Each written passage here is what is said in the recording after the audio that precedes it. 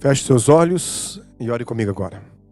Senhor Deus, mais uma vez, pedimos a Tua bênção, abrir a Tua palavra, que o Teu Espírito Santo fale agora aos nossos corações mais uma vez. Em nome de Jesus, amém. Juízes capítulo 14, abra sua Bíblia, você que está aqui, obrigado pela sua presença. Estamos muito felizes pela sua presença entre nós. E Deus possa falar no seu coração nesta manhã. Obrigado, Júnior, pela oração. Espero que Deus, nesse momento, fale ao nosso coração de forma individual e particular. Capítulo 14 de Juízes, verso 1 em diante. A Bíblia diz assim: Desceu Sansão a Tina, vendo em Tina uma das filhas dos filisteus. Subiu e declarou a seu pai e a sua mãe e disse: Vi uma mulher em Timna, das filhas dos filisteus. Tomai-ma, pois, por esposa. Porém, seu pai e sua mãe lhe disseram: Não há porventura mulher entre as filhas de teus irmãos, ou entre todo o meu povo, para que vás tomar esposa dos filisteus, daqueles incircuncisos? Disse Sansão a seu pai: Toma-me esta, porque só desta me agrado. Olha o verso 7. Desceu e falou àquela mulher, e dela se agradou. A Bíblia conta aqui a história de Sansão. A história de Sansão é uma história conhecida por todos nós.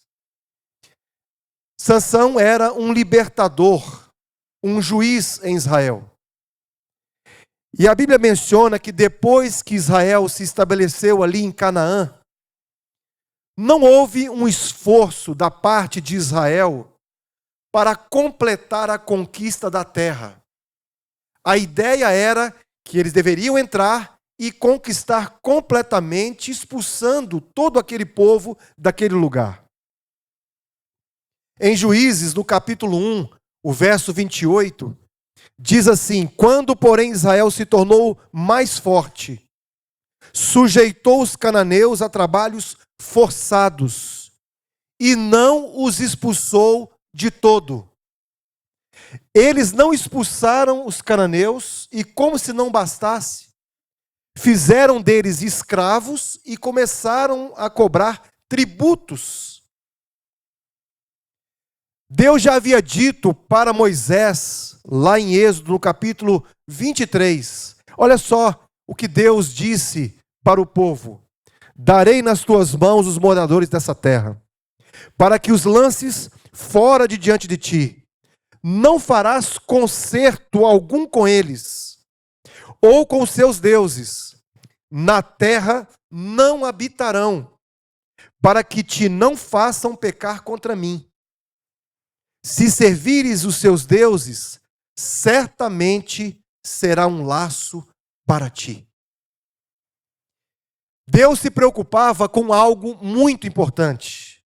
A grande preocupação de Deus aqui, quando deu essa orientação para o povo, é que eles não fossem seduzidos pela cultura dos filisteus, pela cultura dos cananeus.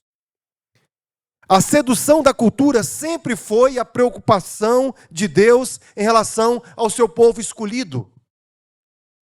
A ideia de Deus colocar Israel em Canaã é para evitar que o mal se espalhasse ainda mais, porque já havia se espalhado, mas ele queria evitar que isso se tornasse um mal geral. A Bíblia diz que os israelitas, queridos, se misturaram com as nações e aprenderam as suas obras. Isso está registrado em Salmos 106, de 34 até o 40. Lá diz assim, que eles ligaram-se em matrimônio com os cananeus. A idolatria espalhou como uma praga dentro do povo de Israel.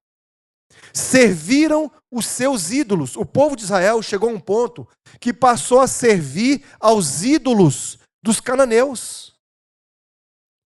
E é dito aqui no livro Patriarcas e Profetas, que isso diz a Bíblia também, que eles passaram a sacrificar os seus filhos e filhas aos demônios. E a terra foi manchada com sangue. Eles chegaram a uma situação tão complicada, eles foram tão seduzidos pela cultura filisteia e cananeia, que eles passaram a sacrificar os seus próprios filhos aos demônios israelitas. Mas Deus sempre teve o seu remanescente, e sempre Deus levantava um libertador. Aqui nós vemos alguns opressores de Israel, como por exemplo, no tempo dos juízes, o rei da Mesopotâmia, o rei de Moabe, foi um opressor de Israel. Depois vieram os filisteus, também vieram os cananeus de Azor, guiados por Sísera. Esses se tornaram os maiores opressores de Israel. Na época de Gideão, os midianitas e os seus aliados, os amalequitas, eles também oprimiram Israel, e Deus levantou um outro libertador, que foi Gideão. Então, no caso aqui de Sansão, não foi diferente. Os filisteus estavam oprimindo Israel, estavam ali já avançando ali em Canaã. E Deus levanta Sansão, que deveria se consagrar a Deus para libertar o povo, sendo o juiz do povo. Um indivíduo chamado Albert Miller Jr., olha só o que ele escreveu.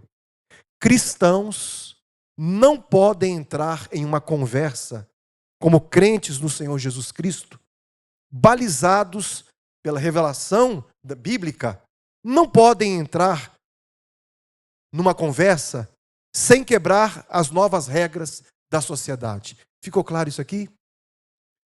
Aquele que se diz um cristão, um crente de verdade, seguidor da palavra, não tem como ele, sendo um cristão, um crente do Senhor Jesus, balizado pela revelação bíblica, não tem como ele entrar numa conversa com alguém sem quebrar as novas regras da sociedade. Em outras palavras, nós estamos andando na contramão do mundo. Nós estamos no mundo, mas não somos do mundo. Nós não devemos também sermos aqueles indivíduos que não se relacionam com ninguém. Eu não vou me relacionar com fulano e com ciclano porque eles não são cristãos. Não é isso que eu estou dizendo. Nós estamos no mundo e devemos conviver de tal forma bem com todos, mas não somos do mundo. O cristão, ele está na contracultura do mundo em que vivemos. A sedução da cultura dos filisteus agarrou Sansão por 3 vieses. O primeiro viés que abraçou Sansão, que agarrou Sansão, foram os prazeres sensuais. Será que há alguém aqui, nesta manhã, pode ser que não haja ninguém, mas será que há alguém aqui que possa estar preso, acorrentado, abraçado por esse viés, a sedução dos prazeres sensuais? O segundo viés que pegou Sansão, além desse viés dos prazeres sensuais, foi o viés dos vícios de toda a natureza.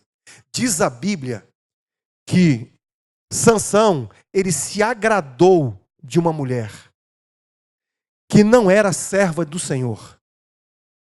Ele tinha outras jovens que ele poderia se interessar, mas a sua vida, o seu estilo de vida, os seus olhos se repousavam sobre uma jovem, uma mulher que não agradava o Senhor. E diz a Bíblia assim, que essa mulher me agradou, disse ele aos pais. Mas não só isso.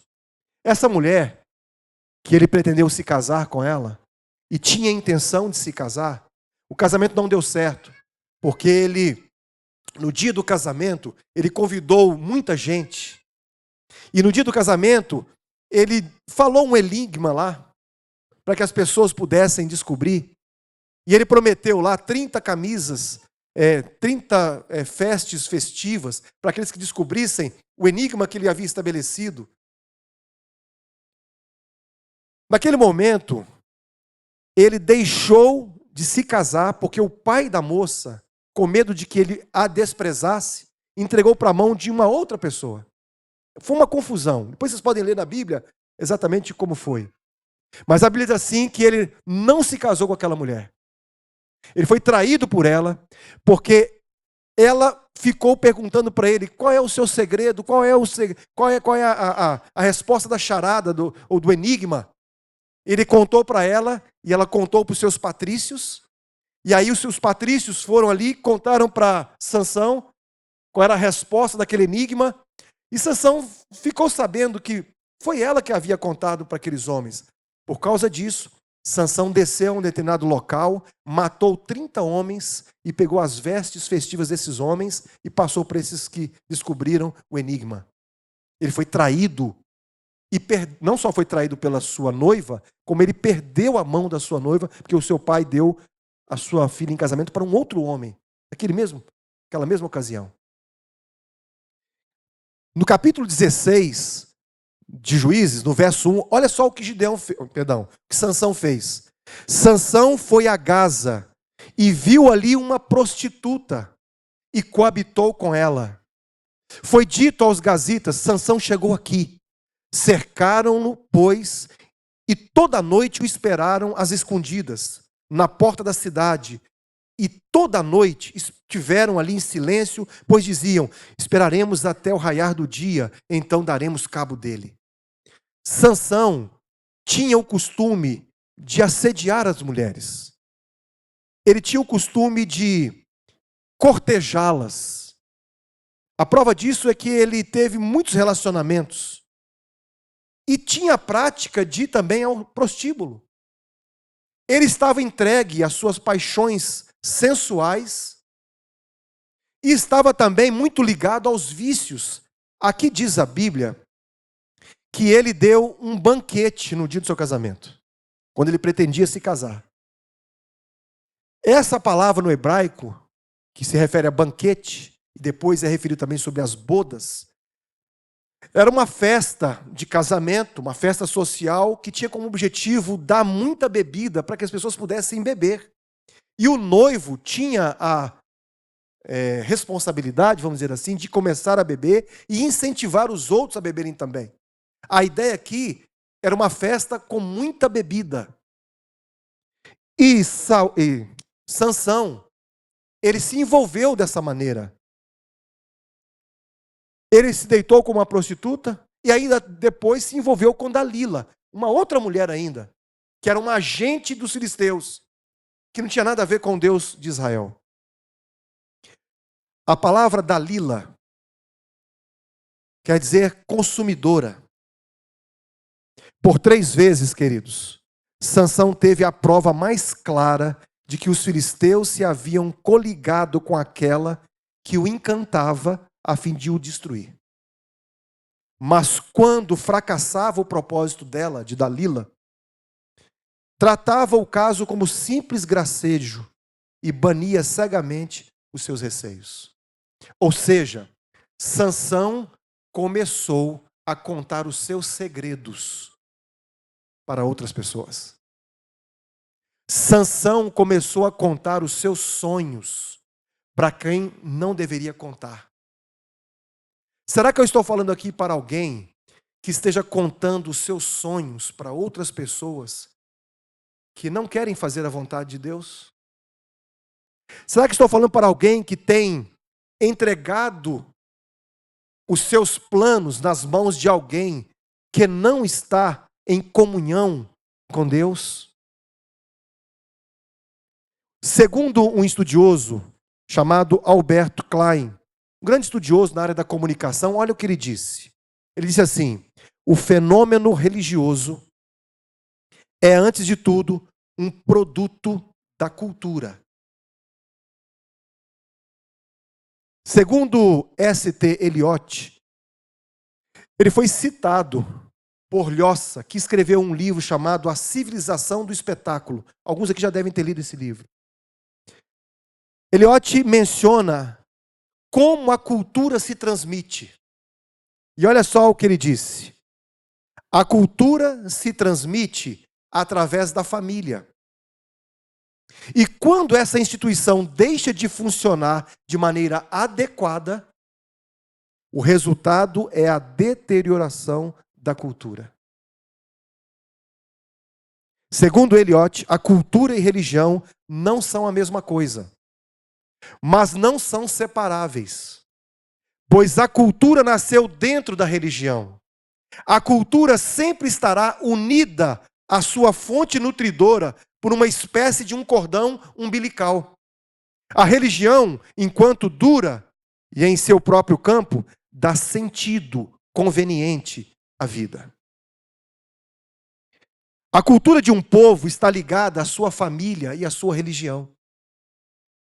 Por isso estou falando isso, porque no caso de Israel e no caso dos cananeus e dos filisteus, assim também funcionava. Primeiro vinha a família e a religião, depois vinha a escola. Ou seja, cultura não tinha a ver somente com acúmulo de conhecimento, acúmulo de atividades, mas algo que herdamos de nossa família e de nossa religião. Isso é cultura.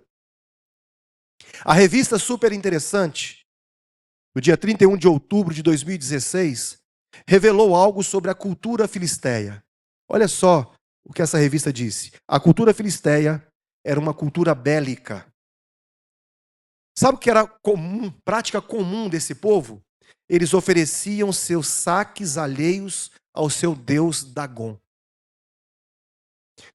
Eles ofereciam os seus povos conquistados, o sangue daqueles que eles derramavam, ao deus Dagom. É por isso que os filisteus eram tão bélicos. É por isso que os filisteus eram tão arregimentados.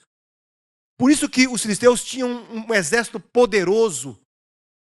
Porque para o filisteu, adorar ao deus Dagom era oferecer ao deus Dagom sangue. Sangue dos seus conquistados. Havia uma motivação para a guerra e para os saques aos povos inimigos. Eles fundaram 5 grandes cidades-estado. Eles fundaram Asdod, Ecrom, Gate, Ascalon e Gaza.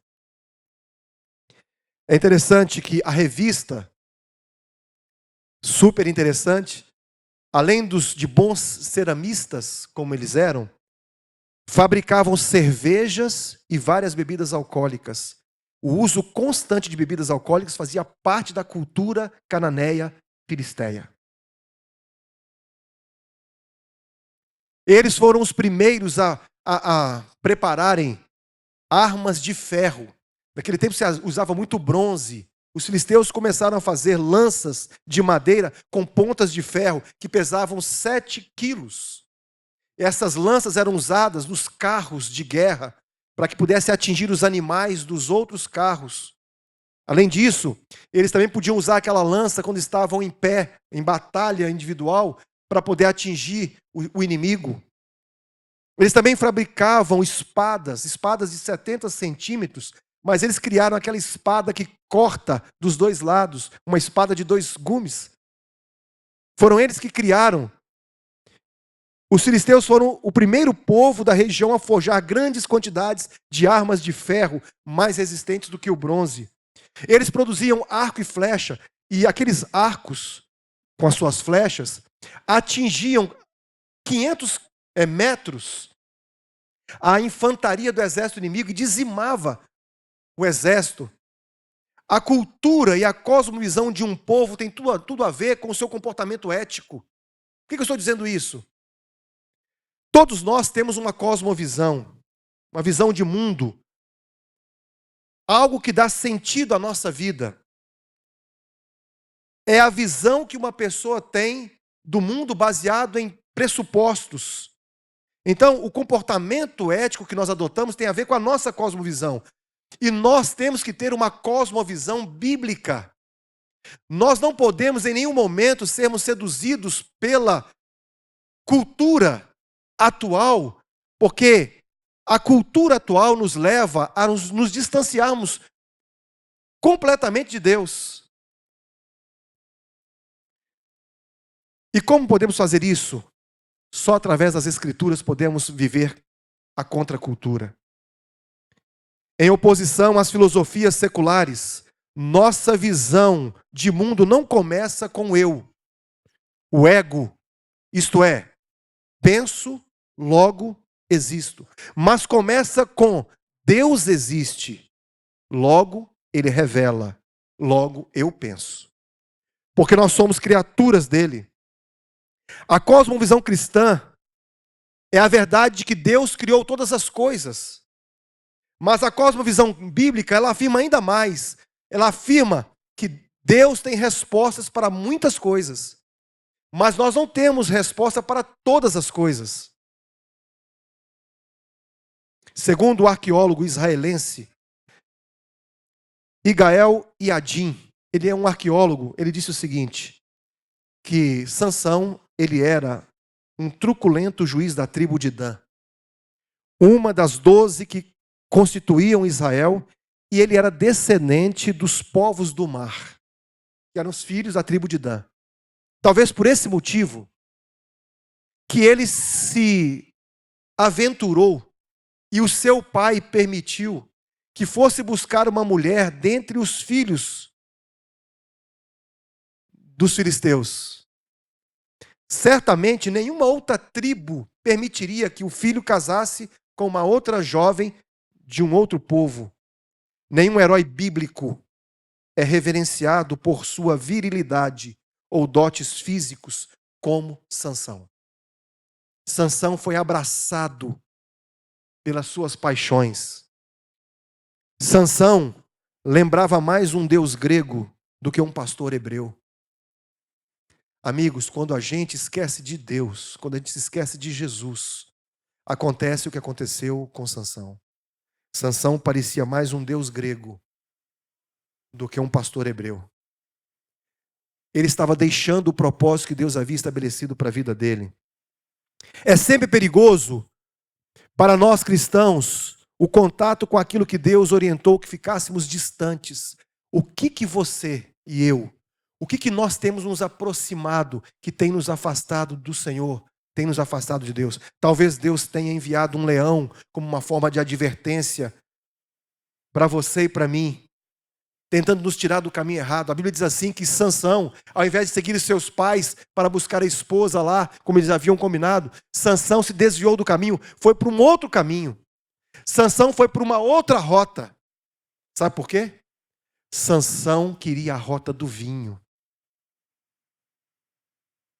Sansão queria ter contato com o vinho. Sansão era nazireu. Ele não podia ter contato nem com a uva, com o fruto. Quanto mais o vinho. E diz a Bíblia, o livro Patriarcas e Profetas confirma isso também, que ele deu um banquete, esse banquete ele bebeu. E bebeu muito vinho. E ele tinha essa prática, esse costume.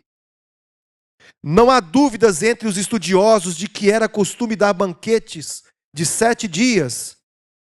Porém, queridos, Satanás também tem a sua cosmovisão.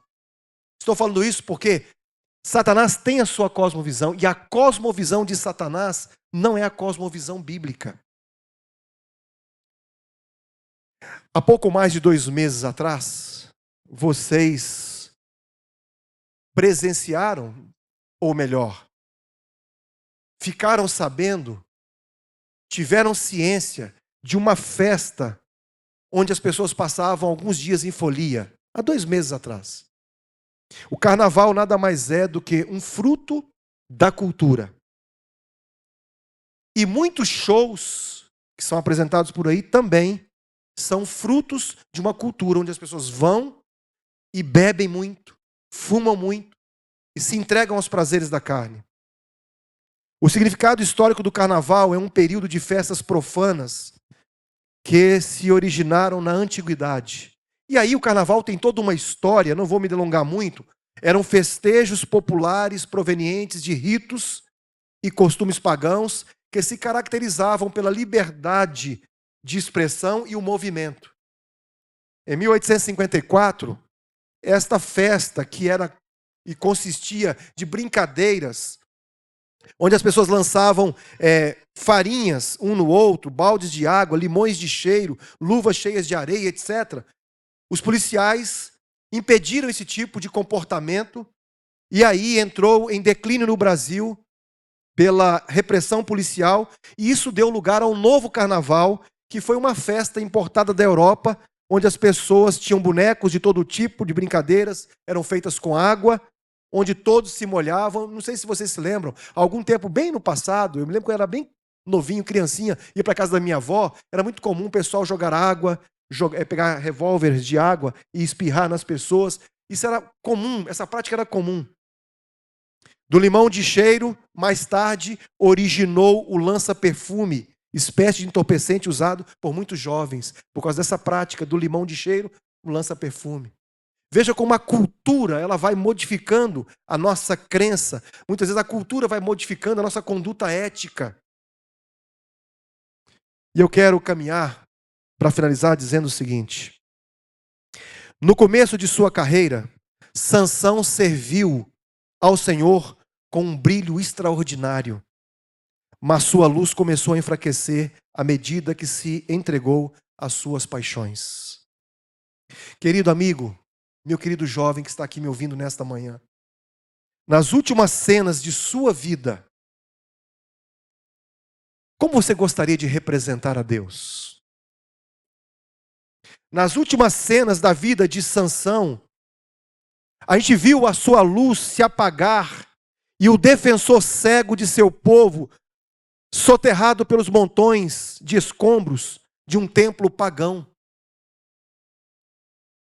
É verdade que ele matou mais filisteus em seu martírio do que ao longo de toda a sua história, da sua vida.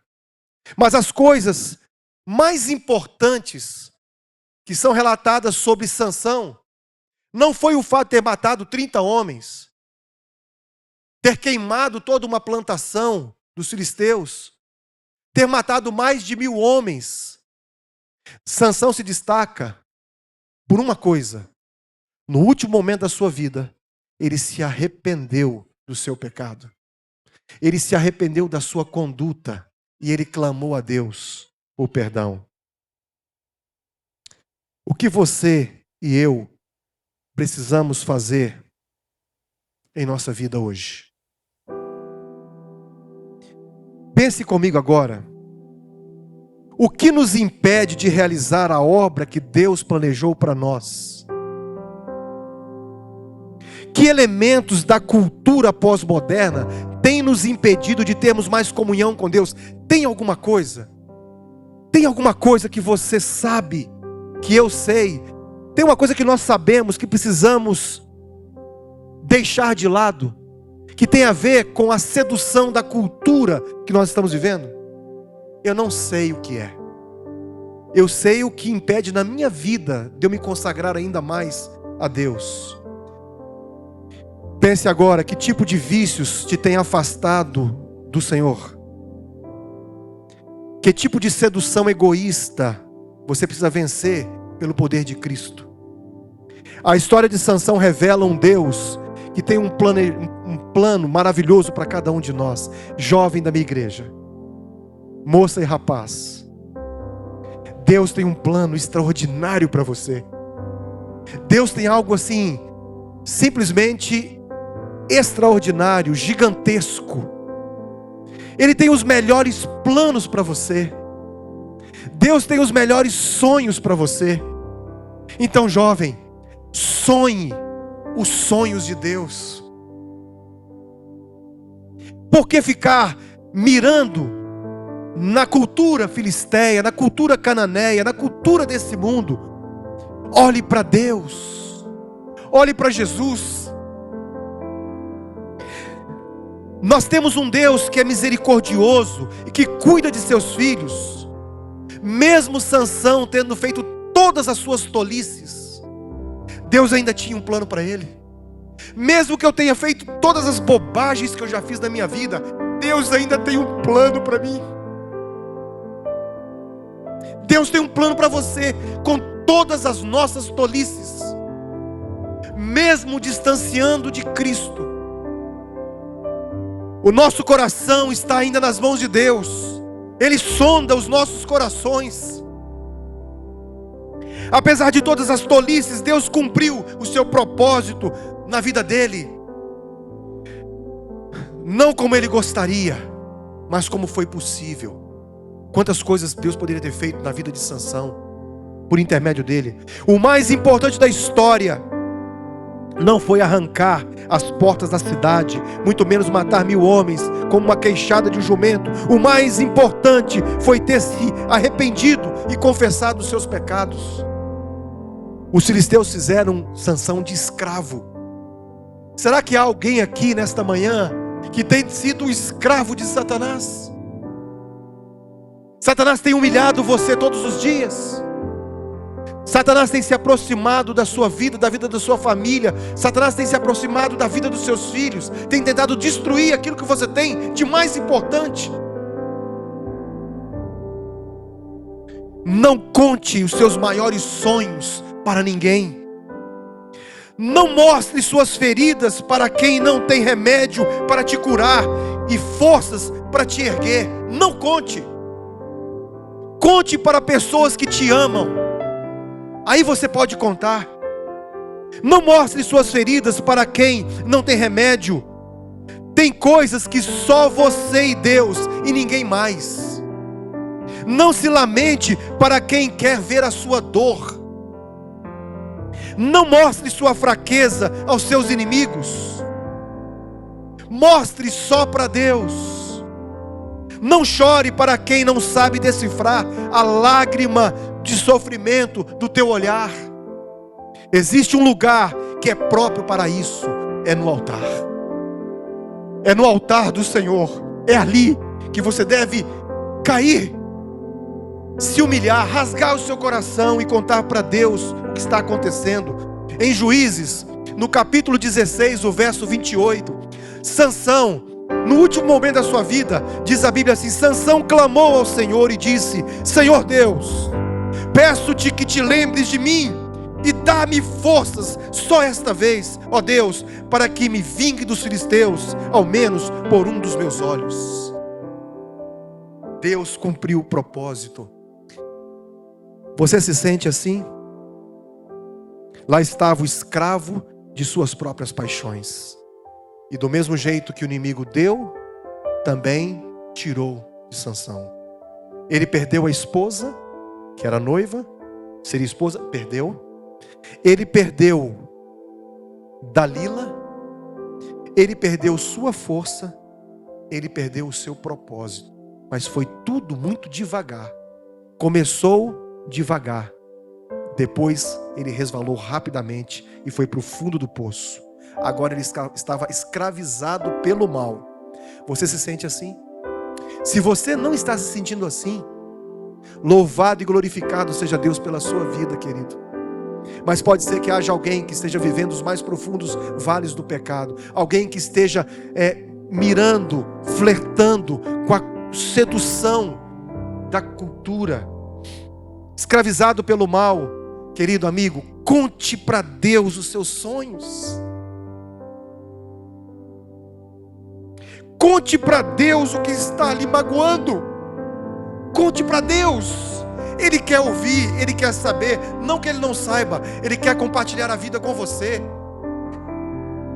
Fale para Ele. Ele é o seu pai. Ele é o seu amigo. Ele é o seu melhor amigo. Se consagre a Ele nesse momento, nesta manhã. Há alguém aqui que gosta de dizer assim: meu Deus, eu sei que o Senhor tem um plano para mim. Eu sei que o Senhor estabeleceu um propósito para a minha vida. Eu não quero me desviar desse propósito. Eu não quero desviar da rota. Não quero ir para a rota dos prazeres. Não quero ir para a rota dos vícios. Não quero ir para a rota das minhas paixões, do meu próprio eu, da minha autoconfiança. O Senhor é soberano. Cuida de mim. Me perdoe e me ajude a fazer o que é da tua vontade. Alguém gostaria de dizer isso aqui nesta manhã? Eu também, queridos. Ore comigo agora. Senhor Deus, humildemente nesta hora, nós pedimos que o Senhor possa nos perdoar dos nossos pecados. Querido Pai, o Senhor poderia realizar tantas coisas maravilhosas, extraordinárias em nossa vida, mas nós impedimos que isso aconteça. A nossa negligência, o nosso flerte com a cultura da sedução, nosso flerte com esse mundo, muitas vezes nos impedem de olharmos para o Senhor, olharmos para o exemplo de Cristo. Senhor, nós somos falhos e pecadores, nos ajude a termos a visão. Sansão perdeu a sua visão, perdeu a sua audição, perdeu tudo, perdeu a sua consagração. Nos ajude para que possamos ter visão, a cosmovisão correta, para que nós possamos um dia estar contigo e levarmos todos os nossos queridos. Em nome de Jesus te pedimos. Amém.